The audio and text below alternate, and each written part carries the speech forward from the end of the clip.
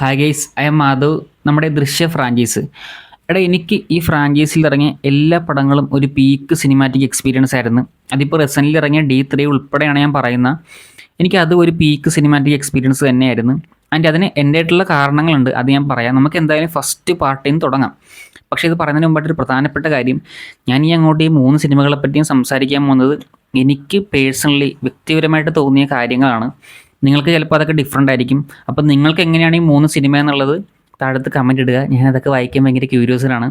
അപ്പോൾ അത് താഴത്ത് കമൻറ്റ് ഇടുക. ഓക്കെ, പിന്നെ പുറത്ത് നല്ല മഴയുണ്ട്, സൗണ്ടിന് എന്തെങ്കിലും ഡിസ്ട്രാക്ഷൻ വന്നാൽ സോറി. ദൃശ്യം പാർട്ട് 1. എടാ, ആ സിനിമ എപ്പോൾ കാണുമ്പോഴും എന്നിലെ പ്രേക്ഷകന് കിട്ടുന്നൊരു സാറ്റിസ്ഫാക്ഷൻ എന്ന് പറയുന്നത് അത് വേറൊരു ലീഗാണ്. കാരണം ഞാൻ ലൂസിഫറാണ് ഞാൻ ഏറ്റവും കൂടുതൽ റിപ്പീറ്റ് അടിച്ച് കണ്ടിട്ടുള്ള, എൻ്റെ ലൈഫിൽ ഞാൻ ഏറ്റവും കൂടുതൽ റിപ്പീറ്റ് അടിച്ച് കണ്ട സിനിമ ലൂസിഫറാണ്. അത് കഴിഞ്ഞ് നമ്മുടെ മലയാളത്തിലേക്ക് നോക്കുമ്പോൾ ഞാൻ ഏറ്റവും കൂടുതൽ റിപ്പീറ്റ് അടിച്ച് കണ്ടിട്ടുള്ളൊരു സിനിമ ദൃശ്യം പാർട്ട് 1 ആണ്. ആൻഡ് ഞാൻ എപ്പോൾ ആ പടം കാണുമ്പോഴും അതിൻ്റെ ക്ലൈമാക്സിൽ ലാലേട്ടൻ ആ സ്റ്റേഷനിൽ നിന്ന് ഇറങ്ങി ക്യാമറയിലേക്ക് നോക്കി കണ്ണടച്ച് a film by Jeethu Joseph അല്ലെങ്കിൽ ജിത്തി ജോസഫ് ഫിലിം എന്ന് എഴുതി കാണിക്കുമ്പോൾ കിട്ടുന്നൊരു സാറ്റിസ്ഫാക്ഷൻ ലെവൽ ഉണ്ടല്ലോ.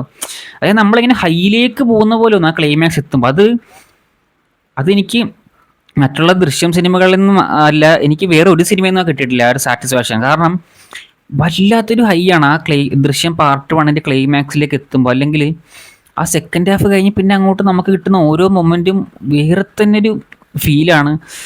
എന്താ പറയുക, പശുക്കുട്ടിയെ കാണിക്കുന്നതും അവിടെയൊക്കെയുള്ള ഷോട്ടൊക്കെ ഉണ്ടല്ലോ, അതൊക്കെ എപ്പോൾ കാണുമ്പോഴും രോമാഞ്ചമാണ്. അവസാനത്തേക്ക് എത്തുമ്പോൾ, അതായത് ലാലേട്ടൻ ആ ഒരു എന്താണ് പറയുക, ക്ലൈമാക്സിൽ ആ സ്റ്റേഷനിൽ നിന്ന് ഇറങ്ങി വരുമ്പോൾ അവിടെ ദൃശ്യത്തിൻ്റെ ആ ഒരു മെയിൻ ട്രാക്കൊക്കെ പ്ലേസ് ചെയ്യുന്ന രീതിയും അവിടെയൊക്കെ ശരിക്കും ലിറ്ററലി നമ്മുടെ കണ്ണിങ്ങനെ, അല്ലെങ്കിൽ എൻ്റെ കണ്ണിങ്ങനെ നിറഞ്ഞിട്ട് എനിക്ക് ദേഹം ഫുള്ളിങ്ങനെ രോമാഞ്ചം വരും.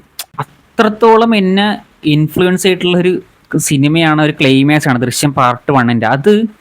അത് വേറെ തന്നെ ഒരു ലീഗിൽ നിൽക്കുന്നൊരു സിനിമയാണ്. അതും അന്നത്തെ കാലഘട്ടത്തിൽ ആ സിനിമയിലെ ഓരോ മൊമെൻ്റ് അങ്ങനെ പ്ലേസ് ചെയ്തതും അവസാനം ട്വിസ്റ്റ് റിവീൽ ചെയ്യുന്ന രീതിയൊക്കെ ചിന്തിച്ചെടുത്തത് ജിത്തി ജോസഫ് എന്ന എഴുത്തുകാരന് സംവിധാനം, അദ്ദേഹത്തിൻ്റെ ഒരു എന്താ പറയുക തല, അത് വേറെ തന്നെ ഒരു പരിപാടിയാണ്. എപ്പോഴും ചിന്തിക്കാറുണ്ട് അന്ന് അങ്ങനത്തെ ഒരു പരിപാടി ഈ രീതിയിൽ ഓരോ സീൻ ബ്ലോക്സുകൾ അറേഞ്ച് ചെയ്ത് വെച്ച് അങ്ങനെ ഇറക്കണമെന്നുണ്ടെങ്കിൽ അത് നമുക്ക് ഒരു രീതിയിലുള്ള പിടുത്തവും തരാതെ, അതായത് നമ്മൾ പല രീതിയിലും മിസ്ലീഡ് ചെയ്ത് ക്ലൈമാക്സിലേക്ക് എത്തി നമുക്ക് തന്നെ സാറ്റിസ്ഫാക്ഷൻ ആ സിനിമയുടെ വേറെ തന്നെ ഒരു. പിന്നെ എനിക്ക് തോന്നുന്നു ഏറ്റവും കൂടുതൽ ത്രില്ലിങ് മൊമെൻറ്റ്സ് കൂടുതലുള്ളതും ദൃശ്യം പാർട്ട് 1 കാരണം ആ കഥയുടെ തുടക്കമായത് കൊണ്ട് തന്നെ അത്രയും സന്തോഷിച്ചിരിക്കുന്ന ഫാമിലിയാണ്. അപ്പോൾ എന്താണ്, ഏറ്റവും കൂടുതൽ ആ കഥ അനുവദിക്കുന്ന ത്രില്ലിങ് മൊമെൻറ്റ്സിന് ആ കഥ തന്നെ അനുവദിക്കുന്ന മൊമെൻറ്റ്സുകൾ കൂടുതലുള്ളതും പാർട്ട് 1 കാരണം അത്രത്തോളം നമ്മളെ പിടിച്ചിരുത്തുന്ന സീറ്റടിച്ച് പരിപാടികൾ പാർട്ട് 1 പല സ്ഥലങ്ങളായിട്ടുണ്ട്. എസ്പെഷ്യലി സെക്കൻഡ് ഹാഫിൻ്റെ പല ഏരിയകളിലും. അതിപ്പോൾ ആദ്യം കണ്ടപ്പോഴാണെങ്കിലും നമ്മൾ എത്ര തവണ കണ്ടാലും നമ്മൾ അറിയാതെ നമ്മുടെ ഉള്ളിൽ അവസാനമൊക്കെ എത്തുമ്പോൾ നമുക്കറിയാം എന്താ സംഭവിക്കണം. എങ്കിലും ദൃശ്യം പാർട്ട് 1 കാണുമ്പോൾ നമ്മൾ അവസാനമൊക്കെ എത്തുമ്പോൾ ടെൻഷനും സാധനമൊക്കെ അറിയാതെ വരും. ആ ദൃശ്യം 1 ഒരു മാജിക്കാണ്. ആൻഡ് ഇനിയിപ്പോൾ ദൃശ്യം 2 വന്നു കഴിഞ്ഞാൽ, ദൃശ്യം 2 എനിക്ക് അനുഭവപ്പെട്ടത് ദൃശ്യം ഫ്രാഞ്ചൈസിൽ തന്നെ ഏറ്റവും ബ്രില്യൻ്റ് ആയിട്ടുള്ള സ്ക്രീൻ റൈറ്റിംഗ് ഉള്ളത് ദൃശ്യം 2 എൻ്റെ അഭിപ്രായം. കാരണം അത്രത്തോളം ഞാൻ ഞെട്ടിപ്പോയിട്ടുണ്ടായിരുന്നു ദൃശ്യം 2 കണ്ടിരുന്നപ്പോൾ. കാരണം അമ്മാതി റൈറ്റിംഗ് ആണ്. അതായത് ദൃശ്യം ഫ്രാഞ്ചൈസിൽ തന്നെ ഏറ്റവും കോംപ്ലിക്കേറ്റഡ് ആയിട്ടുള്ള റൈറ്റിംഗ് കൂടെയാണ് ദൃശ്യം 2. പക്ഷേ ഏതൊരു സാധാരണക്കാരനും മനസ്സിലാവുന്ന രീതിയിലും കൂടെയാണ് അത് ചെയ്ത് വെച്ചേക്കുന്നത്. എന്താ പറയുക, ആ ക്ലൈമാക്സ് ഒക്കെ ഉണ്ടല്ലോ, ക്ലൈമാക്സിൽ 30 മിനിറ്റ് അത് വേറെ തന്നെ പരിപാടിയാണ് ദൃശ്യം 2 വരുമ്പോൾ. കാരണം എന്താ പറയുക, ദൃശ്യം എന്ന് പറഞ്ഞാൽ ബുക്ക് കാണിക്കുന്നതും ആൻഡ് അതിൻ്റെ സിനിമയാക്കാൻ പോകുന്നത്, ആ പ്ലോട്ടൊക്കെ കൊണ്ടുവന്നിരിക്കുന്നതും വിനയചന്ദ്രൻ എന്ന് പറഞ്ഞ ക്യാരക്ടറായിട്ട് സായിച്ചേട്ടൻ വന്ന നറേഷൻ കൊടുക്കുന്നതും, അതായത് സിനിമയിലെ കഥയും റിയലായിട്ട് ജോർജ് കുട്ടി ലൈഫ് നടക്കുന്നതൊക്കെ ഇന്റർകട്ട് ചെയ്ത് കാണിക്കുന്നതൊക്കെ എന്ത് പരിപാടിയാണ് അത്. അതാണ് ഞാൻ പറഞ്ഞത്, അതായത് പാർട്ട് 1 കുറച്ചും കൂടെ കോംപ്ലിക്കേറ്റഡ് ആണ്. എന്നാൽ നമുക്ക് എല്ലാ കാര്യങ്ങളും ഭയങ്കരമായിട്ട് ക്ലിയർ ആയിട്ട് നമുക്ക് ചോദ്യങ്ങളൊന്നും ഇല്ലാത്ത രീതിയിലാണ് ആ സാധനം നമ്മൾ കണ്ടുപോകുന്നത്. സിനിമ കണ്ടു കഴിഞ്ഞ് ഉള്ള കാര്യമില്ല ഞാൻ പറഞ്ഞത്, സിനിമ കണ്ടിട്ടിരിക്കും നമുക്ക് പ്രത്യേകിച്ച് ഒരു ചോദ്യങ്ങളും സാധനങ്ങളും ബാക്കി വെക്കാതെ അത്രയും കോംപ്ലിക്കേറ്റഡ് ഉള്ളൊരു സാധനം നമ്മളിലേക്ക് നറേഷൻ ചെയ്യുന്നത് വേറൊരു രീതി തന്നെയാണ്. അത് ആ എഴുത്തിൻ്റെ ഒരു ബ്രില്യൻസ് ആണ്, അത് ജിത്തി ജോസഫ് എന്ന സംവിധാനത്തിൻ്റെ ഒരു ബ്രില്യൻസ് ആണ്. പിന്നെ മറ്റൊരു പ്രധാനപ്പെട്ട കാര്യം, ഞാൻ ഏറ്റവും കൂടുതൽ കണ്ട് ഷോക്കായി പോയിട്ടുള്ള ട്വിസ്റ്റ് ഉള്ളത് ദൃശ്യം 2 എടാ, ക്ലൈമാക്സിൽ എന്താണ് ഈ സ്കെൽട്ടൻ വരേണ്ടതല്ല എന്ന് പറയല്ലേ. ഞാനിപ്പോൾ ഫോണിൽ കണ്ടിട്ടിരിക്കുക, വയേർഡ് ഹെഡ്സെറ്റാണ് വെച്ചിരിക്കുന്നത്. ഞാനിതിങ്ങനെ കണ്ടോണ്ടിരിക്കേ, പെട്ടെന്ന് ഈ സാധനം വന്നപ്പോൾ ഉണ്ടല്ലോ, ഞാൻ ഫോൺ പോസ് ചെയ്തിട്ട് ഹെഡ്സെറ്റ് ഊരി തലയെ കൈവച്ച് അങ്ങോട്ടും ഇങ്ങോട്ടും, ഞാൻ തള്ളുന്നല്ല കേട്ടാ, സത്യമായിട്ട് ഞാൻ പറഞ്ഞുതരാം, ഞാൻ ഹെഡ്സെറ്റ് ചോദിച്ച് തലയെ കൈവച്ച് അങ്ങോട്ടും ഇങ്ങോട്ട് കണ്ടിട്ട് രണ്ട് പ്രാവശ്യം അങ്ങോട്ടും ഇങ്ങോട്ട് നടന്നിട്ട് അത് കഴിഞ്ഞാണ് ബാക്കി സിനിമ കാണുന്നത്. കാരണം ഒട്ടും എക്സ്പെക്ട് ചെയ്തിട്ടില്ല അങ്ങനത്തെ ഒരു സാധനം. അത് ശരിക്കും അൺഎക്സ്പെക്റ്റഡ് ആയിരുന്നു ആ സംഭവം. അതായത് ദൃശ്യം പാർട്ട് 1 ട്വിസ്റ്റ് വരുന്നത് വേറെ രീതിയിലാണ് ട്വിസ്റ്റ് ട്രീറ്റ് ചെയ്തിരിക്കുന്നത്. അത് നമ്മളിങ്ങനെ പതിയെ പതിയെ കാണി നമ്മൾ ഫിഗർ ഔട്ട് ചെയ്തെടുക്കണം ഇങ്ങനെയാണ്, എന്നിട്ട് നമ്മൾ ഞെട്ടും. പക്ഷെ ഇവിടെ പെട്ടെന്ന് ആ സാധനം പ്രതീക്ഷിക്കാതെ വന്നപ്പോൾ കിട്ടിയ ഒരു ഷോക്ക് എന്ന് പറയുന്നത് അമ്മാതിരി ഷോക്കാണ് എനിക്ക് പേഴ്സണലി കിട്ടിയത്. കാരണം ഞാൻ ഒട്ടും അങ്ങനത്തെ ഒരു സംഭവം അവിടെ പ്രതീക്ഷിച്ചില്ല. അതുമാത്രമല്ല ആ ഒരു BGM കൊണ്ട് അത് എലിവേഷൻ ചെയ്യുന്നൊരു സാധനമൊക്കെ ഉണ്ടല്ലോ, ആ ഒരു ഷോട്ട് ഉണ്ട് ലാലേട്ടനിലേക്കുള്ള. ഏറ്റവും കൂടുതൽ ഷോക്കായി പോയിരിക്കുന്ന ട്വിസ്റ്റ് ദൃശ്യം ഫ്രാഞ്ചൈസിയിൽ D2 ആണ്. ഞാൻ ഇപ്പോഴും മറക്കത്തില്ല ആ മൂമെന്റ്. ഞാൻ അത്രയും ഷോക്കായി പോയിട്ടുണ്ട് ആ ട്വിസ്റ്റ് വന്നപ്പോൾ. ഒട്ടും പ്രതീക്ഷിച്ചില്ല ആ സാധനം. ഭയങ്കരമായിട്ട് എന്താ പറയുക, ഒരു പരിപാടിയായിരുന്നു ആ സാധനം. അതിൻ്റെ അത് കഴിഞ്ഞ് ആ ടൈലൻഡും കിഡുമാണ്. ആ ടൈലൻഡിൽ വരുന്ന ആ ഡയലോഗ്സ് ഒക്കെ ഉണ്ടല്ലോ, അതായത് ഇനിയും നമ്മൾ അടുത്ത വരെയുള്ള പ്രതിരോധത്തിന് വേണ്ടി അയാൾ തയ്യാറെടുത്തിട്ടിരിക്കും എന്നൊക്കെ പറഞ്ഞിട്ട് ആ സിനിമ അവസാനിക്കുമ്പോൾ D2 അവസാനിക്കുമ്പോൾ കിട്ടുന്നൊരു സാധനം അത് വേറെ തന്നെയായിരുന്നു. എസ്പെഷ്യലി D2ന്റെ കാര്യത്തിലേക്ക് വരുമ്പോൾ അവസാനത്തെ 30 മിനിറ്റ് ഒക്കെ എന്താ പറയുക, നമുക്ക് എപ്പോൾ വേണമെങ്കിലും എടുത്ത് കാണാം. ഫുൾ പടം അല്ലെങ്കിൽ അവസാനത്തെ 30 മിനിറ്റ് നമുക്ക് എപ്പോഴും എടുത്ത് കാണാൻ പറ്റും. കാരണം അമ്മാതിരി പരിപാടിയാണ്. അയ്യോ, റൈറ്റിങ്ങിന്റെ ഒക്കെ ഒരു, അതായത് റൈറ്റിംഗ് ഇങ്ങനെ ഗ്രാജുവലി ഇങ്ങനെ പോണ കാണാം നമുക്ക് മേളിലേക്ക്. കാരണം എന്തുവാടാ, കാരണം അതുവരെ വേറെ, അതായത് നമ്മുടെ ദൃശ്യം പാർട്ട് 1 പോലെ തന്നെ ആ ഒരു പാറ്റേണിൽ നമ്മുടെ ആ ഫാമിലിയുടെ ഇമോഷൻസ് കാര്യങ്ങൾ, ആദ്യത്തെ ആ കേസൊക്കെ അനുഭവിച്ച കഴിഞ്ഞാൽ ട്രോമയൊക്കെ കാണിച്ചിട്ട് പിന്നെ സെക്കൻഡ് ഹാഫ് കഴിഞ്ഞിട്ട് അത് മാത്രമല്ല, ദൃശ്യം 2ന്റെ കാര്യത്തിലേക്ക് നോക്കി കഴിയുമ്പോൾ കുറെ സീൻ ബ്ലോക്സിന്റെ ഒക്കെ ഒരു ബ്രില്യൻസ് ഉണ്ട്. അതായത് നമ്മുടെ ജോസ് എന്ന് പറഞ്ഞ ക്യാരക്ടറിനെ കൊണ്ടുവന്നിരിക്കുന്നതും പുള്ളി അത് റെക്കഗ്നൈസ് ചെയ്യുന്ന ആ ഒരു സീനുണ്ടല്ലോ, അതായത് ഒരു അപ്പൂപ്പൻ കുട പിടിച്ചിങ്ങനെ ഇറങ്ങി വരുമ്പോൾ പെട്ടെന്ന് പണ്ട് കണ്ട ആ ജോർജ് കുട്ടി മമ്മൂട്ടിയായിട്ട് ഇറങ്ങി വരുന്ന സംഭവത്തിലേക്ക് കണക്ട് ചെയ്യുന്ന ആ രീതിയും അതൊക്കെ നമ്മളിലേക്ക് കൊണ്ടുവന്നൊരു സംഭവമുണ്ട് കൺവിൻസിങ് ആയിട്ട്. അതൊക്കെ അങ്ങനത്തെ കുറെ കിഡിലൻ എന്താ പറയാ സീൻ ബ്ലോക്സ് ഉണ്ട് ഇത് D2-ല്. അത് സത്യമായ ദൃശ്യം 1-നെക്കാളും ഭയങ്കര ബ്രില്യൻ്റ് ആയിട്ടുള്ള പരിപാടികൾ. അതുപോലെ തന്നെയായിരുന്നു നമ്മുടെ എന്താണ് ആ അയൽവാസികളായിട്ടുള്ള ആളുകൾ പോലീസുകാരാണെന്ന് അറിയുമ്പോൾ ആ സംഭവം, അതും പൊളിയായിരുന്നു. അങ്ങനെ കുറെ എന്താ പറയാ പാർട്ട് 1-നെക്കാളും ബ്രില്യൻ്റ് ആയിട്ടുള്ള കുറെ സീൻ ബ്ലോക്സുകൾ നമ്മുടെ ദൃശ്യം 2-ൽ ഉണ്ടായിരുന്നു. തുടക്കം തൊട്ട് ഉണ്ടായിരുന്നു. ക്ലൈമാക്സിലേക്ക് വരുമ്പോൾ അത് വേറെ തന്നെ രീതിയിലേക്ക് മാറി. എന്നാലും ആലോചിച്ച് നോക്കുക, അത് ആ നറേഷന്റെ കൂടെ മറ്റേ സിനിമയിലെ കഥയും റിയലായിട്ട് നടക്കുന്ന ജോറുടെ ലൈഫും കൂടെ കട്ട് ചെയ്ത് കാണിക്കുന്നതും, പിന്നെ നറേഷന്റെ കാര്യത്തിൽ സായി ചേട്ടൻ ലെജൻഡ് ആണ് അങ്ങനത്തെ പരിപാടി. അപ്പോൾ ആളുടെ സൗണ്ടിൽ അത് വേറെ തന്നെ ഒരു ക്ലൈമാക്സ് ആയിരുന്നു D2-ന്റെ. ഞാൻ പറഞ്ഞ പോലെ ഏറ്റവും കൂടുതൽ ഷോക്കായി പോയിട്ടുള്ള ദൃശ്യം ഫ്രാഞ്ചൈസിലെ ക്ലൈമാക്സ് D2-ലായിരുന്നു. മറ്റേത് പാർട്ട് 1-ലെ ഫീലാണ്, വേറൊരു ഫീലാണെങ്കിൽ ഇവിടെ ഭയങ്കര ഷോക്കാണ് D2-ലെ ക്ലൈമാക്സ്. എന്താ പറയാ, അന്യായ ഒരു എക്സ്പീരിയൻസ് ആയിരുന്നു D2. ഒട്ടും പ്രതീക്ഷിക്കാതെ ഒരു പീക്ക് സാധനം കണ്ട ഫീലായിരുന്നു D2-ലേക്ക് വന്നപ്പോൾ. 3-ലേക്ക് വന്നപ്പോൾ ഞാൻ നേരത്തെ പറഞ്ഞ പോലെ 3-യും എനിക്കൊരു പക്ക സിനിമാറ്റിക് എക്സ്പീരിയൻസ് തന്നെയായിരുന്നു. ഒരു പീക്ക് പരിപാടി തന്നെയാണ് എനിക്ക് പേഴ്സണലി ഫീൽ ചെയ്തത്. പക്ഷെ D3-ലേക്ക് വരുമ്പോഴത്തേക്കും എന്താ പറയാ കുറച്ച് മാറ്റങ്ങൾ വന്നായിട്ട് എനിക്ക് തോന്നിയത്, ഞാൻ സത്യം പറഞ്ഞാൽ എനിക്ക് പ്രതീക്ഷയുള്ള സിനിമകൾ അതിൻ്റെ പ്രീ റിലീസ് ഇൻ്റർവ്യൂസ് ഞാൻ കാണാറുണ്ട്. ഞാൻ അങ്ങനെ D3-യുടെ 2-3 ഇൻ്റർവ്യൂസ് ഞാൻ കണ്ടിട്ടുണ്ട്. അത് നമ്മുടെ കീർത്തി ജോസഫ് അദ്ദേഹം ഉള്ള ഇൻ്റർവ്യൂകളാണ്. അതിൽ അദ്ദേഹം പറയുന്നൊരു കാര്യമുണ്ട്, ഇതൊരു ഫാമിലി ഡ്രാമയാണെന്നുള്ളത്. പക്ഷെ അത് അദ്ദേഹം ഇതിനു മുമ്പ് D2 ഇറങ്ങിയപ്പോൾ നമ്മൾ പറഞ്ഞിട്ടുണ്ട്. അപ്പൊ ആദ്യം നമ്മളതൊരു ഹൈപ്പ് കുറക്കാൻ വേണ്ടിയാണ് അദ്ദേഹം പറയുന്ന പോലെ നമുക്ക് തോന്നുമെങ്കിലും, പക്ഷെ അതിന്റെ കൂട്ടത്തിൽ അദ്ദേഹം ചേർത്ത് പറയുന്നൊരു കാര്യമുണ്ട്. അതായത് D3 കുറച്ചും കൂടെ ജോർജ് കുട്ടി എന്ന് പറയുന്ന ക്യാരക്ടറിലേക്ക് ഫോക്കസ്ഡ് ആയിരിക്കുമെന്ന്. അത് അദ്ദേഹം പറയുന്നത് ജെന്യൂൻ ആയിട്ട് പറയുന്നതായിട്ട് എനിക്ക് തോന്നി. അതായത് അത് ഹൈപ്പ് കുറക്കാൻ വേണ്ടിയില്ല, ആ ഒരു കാര്യം, അത് ഫാമിലി ഡ്രാമയാണെന്ന്, അത് D1-ഉം 2-ഉം 3-യും ഒക്കെ അദ്ദേഹത്തിന്റെ മനസ്സിൽ അതൊരു ഫാമിലി ഡ്രാമ തന്നെയാണ്, നമ്മളത് അംഗീകരിച്ച് കൊടുത്തേ പറ്റൂ. പക്ഷെ 3-ലേക്ക് വരുമ്പോൾ അഡീഷണൽ ലെയർ പോലെ അദ്ദേഹം പറയുന്നൊരു കാര്യമാണ്, ഈ കഥ കുറച്ചും കൂടെ ജോർജ് കുട്ടിയിലേക്ക് ഫോക്കസ്ഡ് ആണെന്നുള്ളത്. ദൃശ്യം 1-ഉം 2-ഉം പോലെ ഒരു ഡ്രാമാറ്റിക് ആയിട്ടുള്ള ഒരു, അല്ലെങ്കിൽ വലിയൊരു BGM-ന്റെയോ അല്ലെങ്കിൽ ഒരു അങ്ങനത്തെ അകമ്പടിയോട് കൂടെയുള്ള വലിയൊരു ട്വിസ്റ്റ് റിവീലിംഗ് ഒന്നും D3-ൽ ഉണ്ടാവില്ല എന്നൊക്കെ അദ്ദേഹം ഇന്റർവ്യൂവിൽ പറഞ്ഞിട്ടുണ്ട്. അതിൽ ട്വിസ്റ്റ് കാര്യങ്ങളല്ല, പക്ഷെ ഈ ഒരു കാര്യം, ഈ ഒരു പർട്ടിക്കുലർ കാര്യം, അതായത് D3 കുറച്ചും കൂടെ ജോർജ് കുട്ടി എന്ന ക്യാരക്ടറിലേക്ക് ഫോക്കസ്ഡ് ആണെന്നുള്ളത്, അത് എനിക്കെന്തോ സിനിമ അങ്ങനെ തന്നെയാണെന്ന് അദ്ദേഹം പറഞ്ഞതിൽ എനിക്ക് എൻ്റെ മൈൻഡ് അങ്ങനെ റീഡ് ചെയ്ത സംഭവം. അത് വെറുതെ പറയുന്നതല്ല, അത് അങ്ങനെ തന്നെയാണ് സിനിമ എന്നുള്ളത്. അത് മാത്രമല്ല ട്രെയിലറിൽ കൊടുത്തിട്ടുള്ള ഒരു കട്ട്സ് ലൈൻ ഉണ്ട്. അതിൽ ഇങ്ങനെ പറയുന്നുണ്ട് ഒരു സംഭവം. അതായത് നമ്മൾ അയാളുടെ ഡിഫൻസ് കണ്ടിട്ടുണ്ട്, നമ്മൾ അയാളുടെ ബ്രില്യൻസ് കണ്ടിട്ടുണ്ട്. പക്ഷേ ഇതിൽ നിന്നൊക്കെ അയാൾ എന്താണ്, അല്ലെങ്കിൽ അയാളുടെ ബ്രില്യൻസ് യൂസ് ചെയ്തപ്പോഴും അയാൾ ഡിഫൻസ് ചെയ്തപ്പോഴൊക്കെ ഇതിനൊക്കെ പകരമായിട്ട് അയാൾക്ക് കൊടുക്കേണ്ടിരുന്ന അയാളുടെ ഒരു സമാധാനമുണ്ട്, അയാളുടെ ഒരു സന്തോഷമായിട്ടുള്ള ജീവിതമുണ്ട്, അല്ലെങ്കിൽ അതിനൊക്കെ പകരം കൊടുക്കേണ്ടി വന്ന അയാളുടെ ഒരു ഇമോഷൻസ് ഉണ്ട്. അതിനെപ്പറ്റി ആയിരിക്കും, അത് ട്രെയിലറിലുണ്ട് D3 ശ്രദ്ധിച്ചറിയാം ഒരു കട്ട്സ് ലൈന്. അപ്പോൾ എനിക്ക് തോന്നിയത്, അതായത് ഞാൻ സത്യം പറഞ്ഞാൽ വലിയ ടിസ്റ്റ് കാര്യങ്ങൾ പ്രതീക്ഷിക്കുന്നതിന് പകരം എൻ്റെ മനസ്സിൽ ഇതൊക്കെ തന്നെയാണ്. അതായത് ജോർജ് കുട്ടിയിൽ ഫോക്കസ്ഡ് ആയിരിക്കും കഥ എന്നുള്ളൊരു മൂടി തന്നെയാണ് ഞാൻ പോയത്. അതുകൊണ്ട് തന്നെയാണെന്ന് തോന്നുന്നു എനിക്ക് പടം ഒരു പീക്ക് എക്സ്പീരിയൻസ് ആയത്. കാരണം പാർട്ട് 3 കംപ്ലീറ്റ്ലി ജോർജ് കുട്ടിയിലേക്ക് ഫോക്കസ്ഡ് ആണെന്ന് തന്നെയാണ് എനിക്ക് പേഴ്സണലി തോന്നിയത്. കാരണം ആ ക്യാരക്ടറിന് വരുന്ന കുറച്ച് മാറ്റങ്ങളൊക്കെ ഉണ്ട്. എന്താ പറയുക, സ്പോയിലറായി പോകും പറഞ്ഞു കഴിഞ്ഞാൽ. എനിക്ക് സത്യം പറഞ്ഞാൽ എന്താ പറയുക, D3 പറ്റി കുറച്ച് വിശദമായിട്ട് സംസാരിക്കണമെന്നുണ്ട്. ഒരു പീക്ക് അനുഭവം ആ സിനിമ എനിക്ക് എങ്ങനെ തന്നെന്നുള്ളത് എനിക്കിങ്ങനെ എടുത്തെടുത്ത് പറയണമെന്നുണ്ട്. അതിൽ ഓരോ കാര്യങ്ങൾ അത് നമുക്ക് എന്തായാലും ഇനിയിപ്പോൾ എല്ലാവരും പടമൊക്കെ കാണട്ടെ, എന്ത് നമുക്കൊരു വീഡിയോ ചെയ്യാം. അപ്പോൾ തിരിച്ച് ഇതിലേക്ക് വന്നു കഴിഞ്ഞാൽ എനിക്ക് D3 ഒരു പീക്ക് എക്സ്പീരിയൻസ് ആയതിൻ്റെ മെയിൻ കാരണം ജോർജ് കുട്ടി എന്ന് പറഞ്ഞ ക്യാരക്ടറിൻ്റെ ആർക്ക് റൈറ്റ് ചെയ്തിരിക്കുന്ന രീതിയാണ്. അത് ഒരു രക്ഷയില്ല. ആൻഡ് രണ്ടാമത്തെ കാരണം, ഈ ക്യാരക്ടറിനെ ലാലേട്ടൻ സ്ക്രീനിൽ കൊണ്ടുവന്നിരിക്കുന്ന രീതിയുണ്ട്. അത് മറ്റു 2 സിനിമകളും പോലെ അല്ലടാ. ഇതിൽ ആ ക്യാരക്ടറിന് വരുന്ന കുറച്ച് മാറ്റങ്ങളൊക്കെ ഉണ്ട്. അത് അയ്യോ, ലാലേട്ടൻ സ്ക്രീനിൽ കൊണ്ടുവന്നിരിക്കുന്ന ഒരു രീതിയുണ്ട്. എന്റെ പൊന്നോ, അതാണ് ഈ സിനിമയുടെ പീക്ക് എക്സ്പീരിയൻസ് എന്നെ സംബന്ധിച്ച്.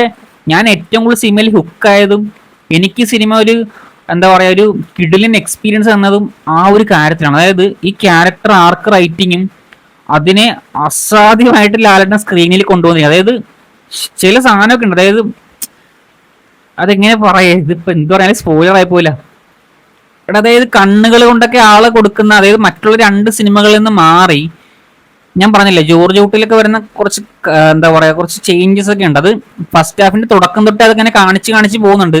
പക്ഷെ കുറച്ചുപേരൊക്കെ അത് കോമഡി സീൻ എന്നുള്ള രീതിയിലാണ് എടുത്തിരിക്കുന്നത്. പക്ഷെ ഞാനത് തുടക്കം തൊട്ട് ശ്രദ്ധിക്കുന്നുണ്ട്, ഇതിങ്ങനെ കാണിച്ചത് വെറുതെ ആയിരിക്കത്തില്ല, എന്താ പറയുക, സംതിങ് ഈസ് കമ്മിങ് എന്നുള്ളൊരു മൂഡായിരുന്നു തുടക്കത്തിലേക്ക് എനിക്ക് അങ്ങനെ തോന്നിയത്.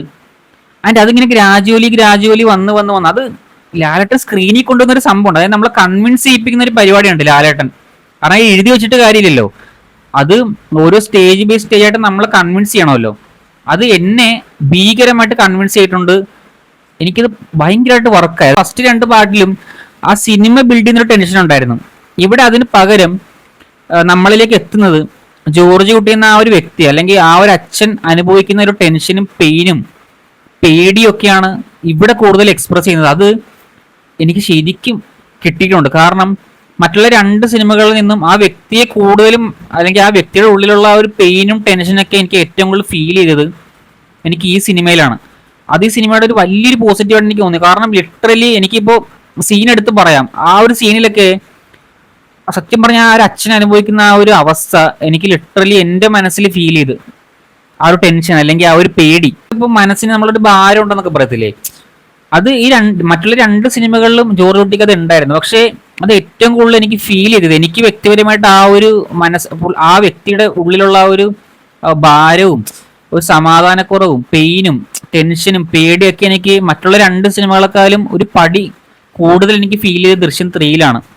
അത്രയും എനിക്കത് കൊണ്ടിട്ടുണ്ട് മനസ്സിൽ. എൻ്റെ മനസ്സിലത് ആ അതേ ലെവലിൽ കൊണ്ടിട്ടുണ്ട് ആ സാധനം. പല ഏരിയകളിൽ ലിറ്ററലി ആ ക്യാരക്ടറിന്റെ ടെൻഷനും പേടിയും എൻ്റെ മനസ്സിലേക്കും കൂടെ എത്തിയിട്ടുണ്ട്. അപ്പോൾ എന്താ പറയുക, എനിക്ക് ദൃശ്യം 3-ന്റെ ആ ഒരു പീക്ക് എന്റർടൈൻമെന്റ് എന്ന ഒരു USB എന്ന് പറയുന്നത് ഇത് തന്നെയാണ്. ആ ഒരു ക്യാരക്ടർ ആർക്ക്, ജോർജിലൂടെ ആ ഒരു ക്യാരക്ടർ ആർക്ക് റൈറ്റ് ചെയ്തിരിക്കുന്നതൊക്കെ എനിക്ക് ഭയങ്കരമായിട്ട് ഇൻട്രസ്റ്റിംഗ് ആയിട്ട് തോന്നി. അതുപോലെ ലാലേട്ടൻ അത് സ്ക്രീനിൽ കൊണ്ടുവന്നിരിക്കുന്ന ക്ലൈമാക്സ് ഒക്കെ എത്തുമ്പോൾ ഒരു സാധനമുണ്ട് എന്ന് പറഞ്ഞാൽ അത് ട്വിസ്റ്റ് അങ്ങനെ പരിപാടിയല്ല, എന്താ പറയാ, അതിൻ്റെ ഒരു അവസ്ഥയുണ്ട്. ആ ഒരു അച്ഛൻ അനുഭവിക്കുന്ന അവസ്ഥയിൽ നിന്ന് ആള് ചെയ്തു പോകുന്ന കുറച്ച് കാര്യങ്ങളൊക്കെ ഉണ്ട് ക്ലൈമാക്സിൽ. അതൊക്കെ ലാലേട്ടൻ ചെയ്തിരിക്കുന്ന ഒരു രീതിയുണ്ടോ. അതായത് ഒന്നാമത്തെ കാര്യം, ഈ ദൃശ്യം 3-ല് ഒരു പരിധി ചെയ്യുമ്പോൾ ലാലേട്ടന്റെ കണ്ണിൽ നിന്ന് നമുക്ക് കണ്ണെടുക്കാൻ പറ്റില്ല. അതായത് ഫേസിൽ നിന്നല്ല, ലാലേട്ടന്റെ കണ്ണിൽ നിന്ന് നമുക്ക് കണ്ണെടുക്കാൻ പറ്റത്തില്ല. ഞാനിങ്ങനെ ലാലേട്ടന്റെ കണ്ണുകളിൽ തന്നെ നോക്കിക്കൊണ്ടിരിക്കും. കാരണം കണ്ണുകളൊക്കെ കൊണ്ട് കാണിക്കുന്ന കുറച്ച് മൈന്യൂട്ടായിട്ടുള്ള സാധനങ്ങൾ ഈ ദൃശ്യം 3-ലുണ്ട്. എസ്പെഷ്യലി ഇതിപ്പോ വായു എന്നെ മൊത്തം സ്പോയിലറാ. അങ്ങനത്തെ കണ്ണുകൾ കൊണ്ടുള്ള കുറെ സാധനം ദൃശ്യം ത്രീയിലുണ്ട്. അതായത് നമ്മൾ മറ്റുള്ള രണ്ട് പാട്ടുകളെയും കാണാത്ത പോലത്തെ കുറെ സാധനങ്ങളൊക്കെ ഇതിൽ ലാലേട്ടൻ ഐസ് കൊണ്ടുള്ള കുറെ പരിപാടികളുണ്ട് ഇതിൽ.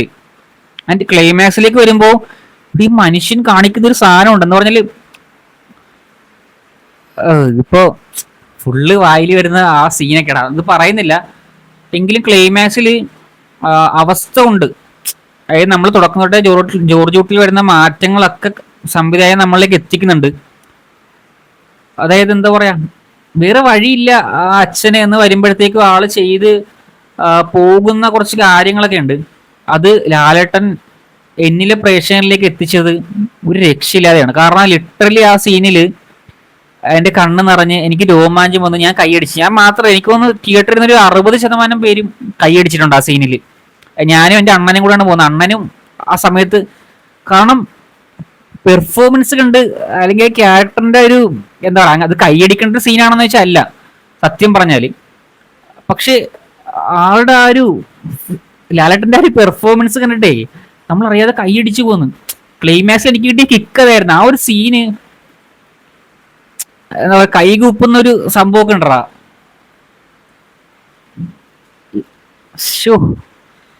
എനിക്ക് ദൃശ്യത്തിന്റെ ക്ലൈമാക്സിൽ കിട്ടിയ ഹൈ അതായിരുന്നു.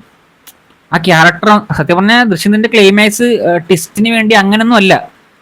ഈ ക്യാരക്ടർ ഉണ്ടാകുന്ന ഒരു അവസ്ഥയും അത് ആള് മാനേജ് ചെയ്യുന്നതാണ് ദൃശ്യം ത്രീന്റെ ക്ലൈമാക്സിൽ ഹൈലൈറ്റ്. അത് എനിക്ക് ഭീകരമായിട്ട് വർക്കായിട്ടുണ്ട്. ഞാൻ പറഞ്ഞല്ലോ, കണ്ണ് നിറഞ്ഞു ഒഴുകിയെന്ന് ഞാൻ പറയത്തില്ല, കണ്ണ് നിറഞ്ഞു, രോമാഞ്ചം വന്നു, അറിയാതെ ഞാൻ കൈയടിച്ചു പോയി. സിനിമ കഴിഞ്ഞ് ഞാൻ ഇറങ്ങിയപ്പോൾ ഞാൻ ഹൈലി സാറ്റിസ്ഫൈഡ് ആണ്. ഞാനും അണ്ണനും ഞങ്ങൾ രണ്ടുപേരും അതിനെപ്പറ്റി സംസാരിച്ചുകൊണ്ട് തന്നെ വന്നത്. ഞങ്ങൾക്ക് ആ സിറ്റുവേഷൻസ് കാര്യങ്ങളൊക്കെ അക്സെപ്റ്റ് ചെയ്യാൻ പറ്റി, ഇങ്ങനെ നടക്കാമെന്നുള്ളത് ഞങ്ങൾക്ക് സെറ്റായി. ഞങ്ങൾക്ക് നല്ലൊരു അനുഭവം തന്നെയാണ് ദൃശ്യം ത്രീ. എന്താ പറയുക, ആ ഒരു ക്വാളിറ്റി, ഫ്രാഞ്ചൈസിന്റെ ക്വാളിറ്റി ദൃശ്യം ത്രീയിൽ ഉണ്ടെന്ന് തന്നെ ഞങ്ങൾക്ക് ഫീൽ ചെയ്തു. ഞാൻ എന്തായാലും പടം ഒന്നും കൂടെ കാണൂടാ.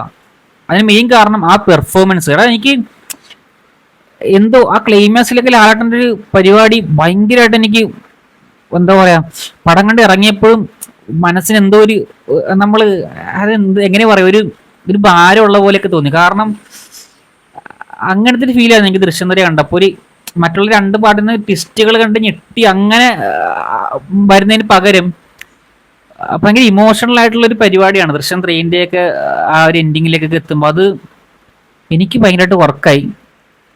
എനിക്ക് എൻ്റെ അണ്ണന് വർക്കായി, ഞങ്ങൾ രണ്ടുപേർക്ക് അത് ഭയങ്കരമായിട്ട് വർക്കായി.